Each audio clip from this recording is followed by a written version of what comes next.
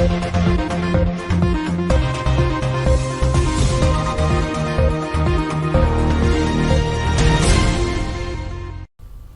मैं अभिजीत शर्मा उज्जैन आज में आप सभी का स्वागत करता हूं। आइए नजर डालते हैं शहर की कुछ खास खबरों पर।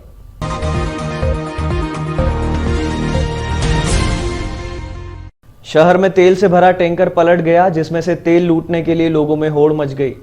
आगर रोड पर तेल से भरा टैंकर पलटी खा गया। दुर्घटना के बाद आसपास के लोग तेल भरने के लिए मौके पर पहुंच गए थे।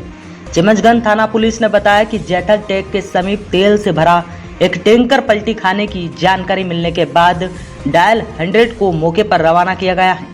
वहीं कुछ पुलिस जवानों को भी भेजा गया है। बताया जा रहा है कि टैंकर पलटने के बाद उसमें भरा तेल बहने के बाद आसपास के लोग भरने के लिए बर्तन डब्बे लेकर वहां पहुंच गए थे। पुलिस मौके पर पहुंची और लोगों को हटाने का काम करने के बाद घटना स्थल के थाना क्षेत्र की पुष्टि कर रही है। उसके बाद ही सामने आ पाएगा कि हादसा कैसे हुआ है। पुलिस इस बात की जानकारी जुटा रही है कि टैंकर कहां से आया था और कहां जा रहा था। हादसे में जनहानि होना सामने नहीं आया है। सूचना मिलते ही घटिया के एसडीएम गोविंद दुबे, तहसीलदार शिवराम कनाशे और थाना प्रभारी विक्रम सिंह चौहान मौके पर पहुंच गए थे और फायर ब्रिगेड की मदद से रोड पर बहा तेल साफ करवाया।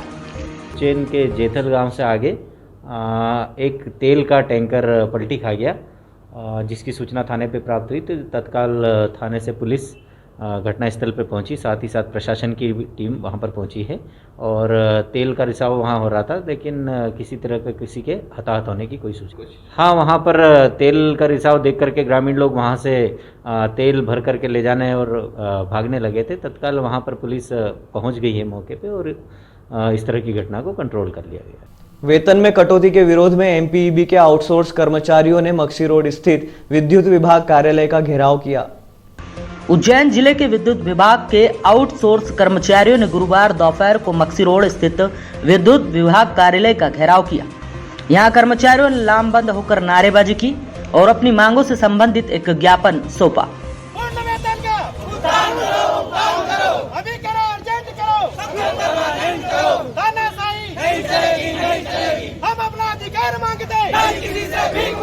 कर्मचारियों का कहना है कि अप्रैल से नई कंपनी आई है, उनके वेतन से 1000 की कटौती की गई है।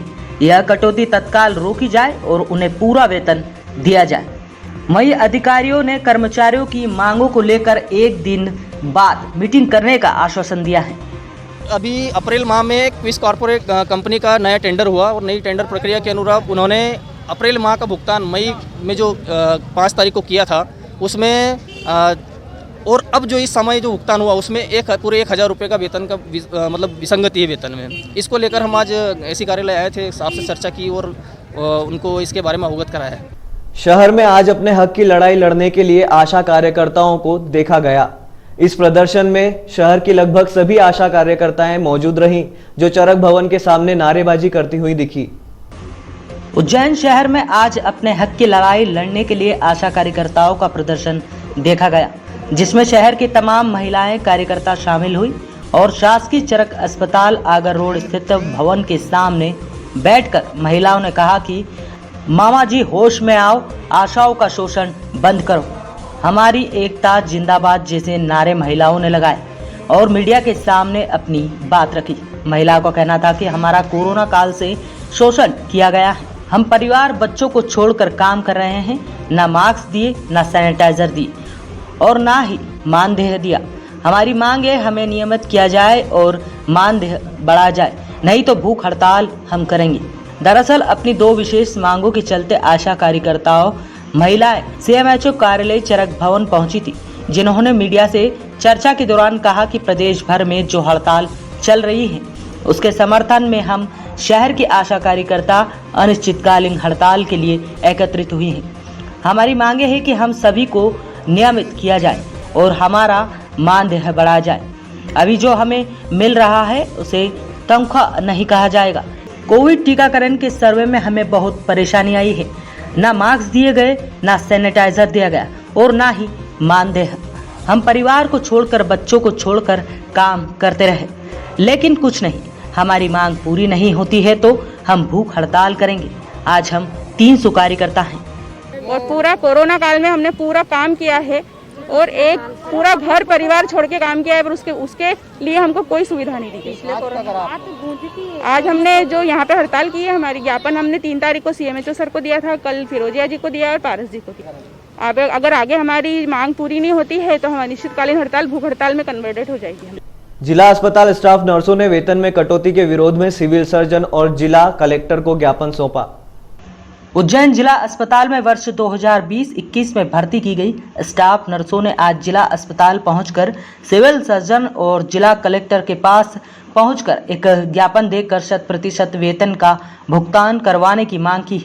स्टाफ नर्स का आरोप है कि 2020 में भर्ती नर्सों को 70% भुगतान किया जा रहा है, जबकि इससे पहले भर्ती नर्सों को 100% भुगतान हो रहा है, जबकि सभी स्टाफ कोविड काल में समान कार्य कर रहा है। ऐसे में नवनियुक्त स्टाफ के वेतन में कटौती नहीं होना चाहिए।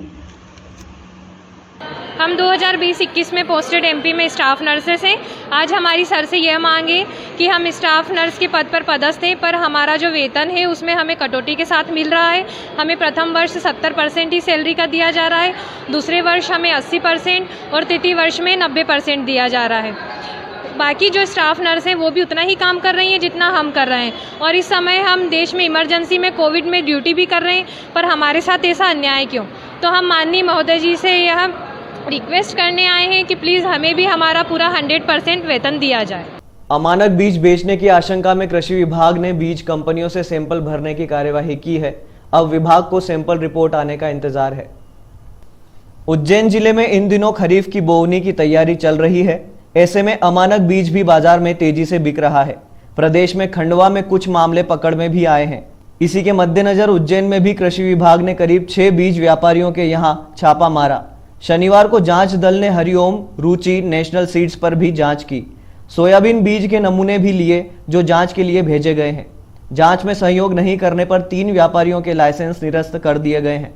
मिली जानकारी के अनुसार कृषि उप संचालक CK केवड़ा अधीनस्थ कर्मचारियों के साथ रोहित सीड्स के यहां जांच करने पहुंचे। यहां पर संचालक ने जांच दल को सोयाबीन के बीज का नमूना देने से ही इनकार कर दिया, न ही कोई दस्तावेज देने को तैयार हुआ। नतीजतन विभाग ने इसका लाइसेंस निरस्त कर दिया।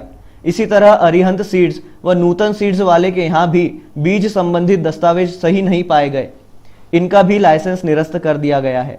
जानकारी के अनुसार अब इन तीनों संस्थाओं पर पुलिस कार्रवाई भी की जा सकती है।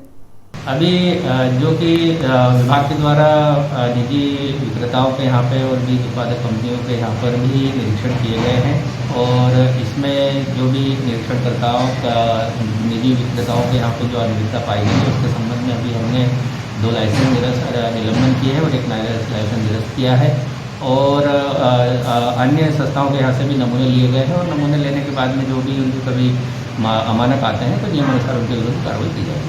धार्मिक नगरी होने के चलते उज्जैन में सभी पर्वों को विशेष तौर पर मनाने की परंपरा है।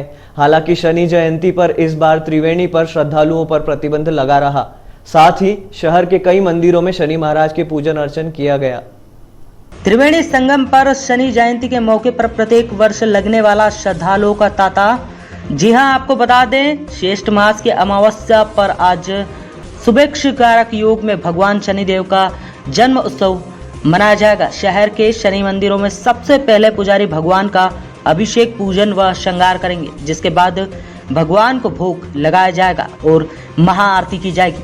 प्रत्येक वर्ष इस अद्भुत दृश्य के दर्शन लाभ लेने लाखों की संख्या में धार्मिक नगरी उज्जैन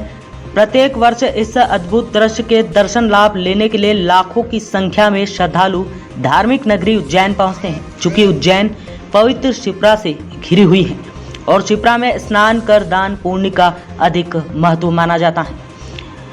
श्रद्धालु स्नान कर भगवान के दर्शन लाभ लेते हैं, लेकिन कोरोना संक्रमण ने इस बार सबको घर बैठने पर मजबूर किया है। जिला प्रशासन ने भी तमाम धार्मिक स्थलों में प्रवेश पर प्रतिबंध लगा रखा है। इस दिन महिलाएं करती है वट वृक्ष का पूजन। जी हाँ, श्रेष्ठ कृष्ण की अमावस्या को भावुका व वट सावित्री अमावस्या भी कहा जाता है।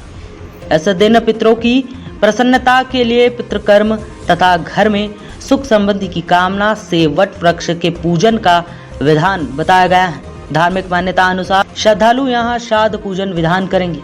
शनि जन्मोत्सव जो पारंपरिक रूप से सभी श्रद्धालुओं को निवेदन किया जाता है, घर पे रहें, सुरक्षित रहें, शनिदेव के दर्शन घर पे से ही सोशल मीडिया के माध्यम से या लाइव चैनलों के माध्यम से करें और शनिदेव का पूजन करें, घर पे उनकी आराधना करें और घर पे ही रहें।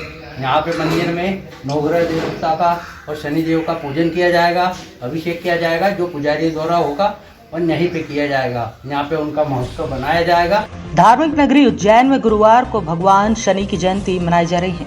यहाँ नई पेट स्थित भगवान शनि के अति प्राचीन मंदिर में विशेष पूजन अर्चन किया जा रहा है।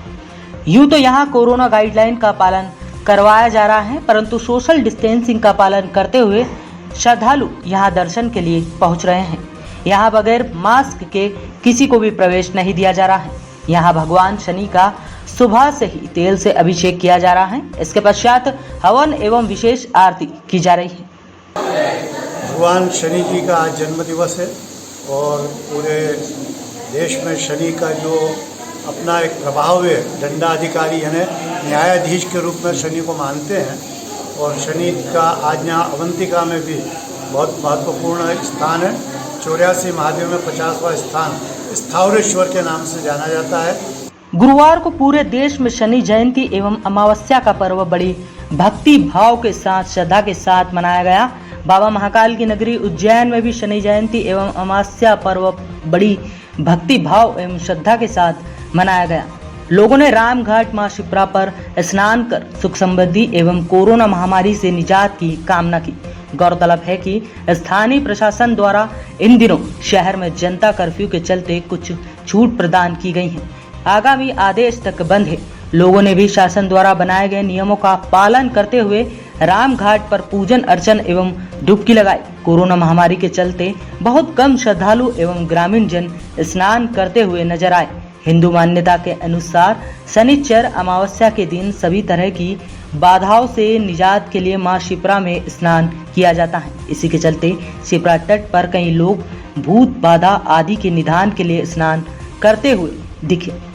साथ ही लोगों ने मां शिप्रा का पूजन अर्चन किया। पंडित राकेश जोशी ने बताया कि वर्षों पुरानी परंपरा का निर्वाह करते हुए आज ही लोग अमावस्या पर मां शिप्रा में स्नान कर बाधाओं को दूर कर रहे हैं। कृष्ण मास की कृष्ण पक्ष की आज अमावस्या है। आज ही के दिन जो है भगवान शनि जी का जो जयंती उत्सव है, तो आज जो है शनि जयंती के उपलक्ष्य में अमावस्या पर्व काल में जो भी शनि की 7.5 ढैया से ग्रसित है या उनसे कष्टप्रद है, तो आज के दिन तीर्थ पे स्नान वगैरह शनि भगवान का पूजन अर्चन करने से शनि से संबंधित जो ढैया 7.5 है उस कष्ट से निवारण होता है। ऐसी मान्यता है कि अमावस्या पर्व पर पितरों के निमित्त ग्रहों से संबंधित कर्म का करने का विधान माना गया है। तो शनि जयंती पर्व काल के उपलक्ष्य में और अमावस्या के पर्व काल के उपलक्ष्य में उन समस्त कष्ट पीड़ा बाधा मुक्ति का एक बहुत बड़ा दिन माना गया है। श्रद्धालुओं को महाकाल मंदिर में प्रवेश देने के लिए पंडे पुजारी व शहरवासियों ने शासन प्रशासन से मांग की। धार्मिक नगरी उज्जैन में 1 जून से भले ही लॉकडाउन खुल गया है, परंतु यहाँ धार्मिक स्थलों पर श्रद्धालुओं के प्रवेश पर पूरी तरह प्रतिबंध लगा हुआ है। यहाँ के विश्व प्रसिद्ध महाकाल मंदिर में श्रद्धालु शिखर दर्शन कर लौट रहे हैं। महाकाल मंदिर के पुजारी महेश गुरु ने गुरुवार को जानकारी देते हुए बताया कि उन्होंने शासन प्रशासन से मांग की है कि महाकाल मंदिर जल्द से जल्द खोला जाए, क्योंकि देश के अन्य धर्म स्थल भी खोल दिए गए हैं। वहीं श्रद्धालुओं का भी कहना है कि बाबा महाकाल का मंदिर जल्द से जल्द खुलना चाहिए। देखिए, पंडे पुजारी का सवाल नहीं है, यहाँ तो धर्मप्राण जनता का सवाल है। जब पूरा देश खोल दिया गया है तो सारे धर्म स्थल खोल दिए जाना चाहिए। महाकालेश्वर मंदिर भी खोलना चाहिए। पिछले वर्ष 8 जून को खोला था, अभी उसका अभी प्रतिबंध है, लेकिन गाइडलाइन तय करते हुए और आपदा प्रबंधन समिति इसमें तय करे 15 तारीख को महाकालेश्वर मंदिर के साथ साथ उज्जैन नगर के समस्त मंदिर खोलना चाहिए। यदि कोई मजबूरी है तो स्पष्ट करे सरकार। खत्रीवाड़ा क्षेत्र में एक मकान में कोबरा सांप घुस गया, जिसे सर्प विशेषज्ञ की मदद से पकड़ा गया।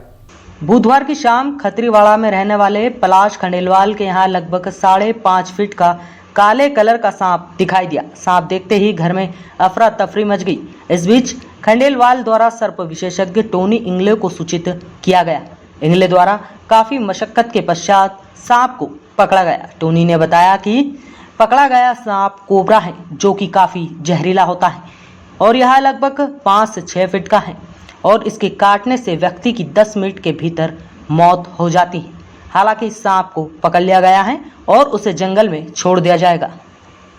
बियाबानी मस्जिद पर पीपल का पेड़ गिर गया, हालांकि वहां से नमाज पढ़कर निकले 30 लोग बाल बाल बच गए। उज्जैन की बियाबानी चौराहे पर स्थित मस्जिद परिसर में लगा पीपल का पेड़ बुधवार दोपहर जड़ से उखड़कर गिर गया। इस हादसे में तकरीबन 30 लोग बाल बाल बच गए, क्योंकि जब पेड़ गिरा उसके चंद मिनट पहले ही वहां से लोग नमाज अदा करके निकल रहे थे। मस्जिद कमेटी के सदस्य ने बताया है कि शुक्र है हादसे में कोई जनहानि नहीं हुई है, सभी सुरक्षित बच निकले हैं। ये जो है आज 2-4 दिन से ये फटरिया था, गुजरिया था। हाँ। और इसके 15 दिन पहले जो सदर साहब हैं, हाँ, वो एप्लीकेशन भी देके आए थे, पर्ची भी कटवाई थी, उन्होंने 100 रुपए की। लेकिन यहाँ कोई अभी तक के काटने वाले नहीं आया। तो ये दिन पे दिन जो है झुकता जा रहा था और जैसे हमने सलाम फिरा और ये झाड़ धीरे धीरे आ गया, फिर हमने सुन्नत भी नहीं पड़ी। अच्छा, नमाज हो चुकी थी? नमाज नहीं हुई थी? 5 टाइम की होती है। नहीं, आज नमाज हुई थी? नहीं हुई थी? हुई थी। क्या नुकसान हुआ इससे? इससे ये दीवारें वगैरह ये पूरी दीवारें टूट गई हैं, टापरा चले गया है। अच्छा, कोई किसी को जाना नहीं हुई? किसी को लगी चोट वोट? नहीं, बिल्कुल हमने सबको बाहर कर दिया था। सलाम फिरते के साथ हमने सबको निकाल दिया था। ठीक है। क्या कोरोना से बचने को लेकर डॉक्टर ने अपने सुझाव दिए, साथ ही तीसरी लहर कैसी हो सकती है इसके बारे में भी बताया। कोरोना से बचने को लेकर डॉक्टर ने अपने सुझाव दिए हैं। अगली लहर कैसी हो सकती है उसके बारे में भी जानकारी दी है। जी हां, ब्लू पैथोलॉजी के संचालक डॉक्टर पंकज गुप्ता ने बताया कि कोरोना महामारी से बचने को लेकर जनता में अवेयरनेस की आवश्यकता है और कोरोना वायरस गया नहीं है, सिर्फ कम हुआ है। फैशन और तीसरी लहर की बातचीत चल रही है, पर आएगी या नहीं आएगी इसकी भी अभी पूरी तरह पुष्टि नहीं हुई है। किसी को पता नहीं है कि थर्ड लेयर आने वाली है या नहीं आने वाली, पर जो भी परसेप्शंस हैं, जो भी स्टैटिस्टिकली लोगों ने डिराइव किए हैं और वो बोल रहे हैं कि थर्ड लेयर और ख़तरनाक आएगी या बच्चों के लिए ख़तरनाक होगी, उससे घबराने की वजह हम अभी से ये प्रिपरेशन करें कि हमको थर्ड लेयर से बचना कैसे।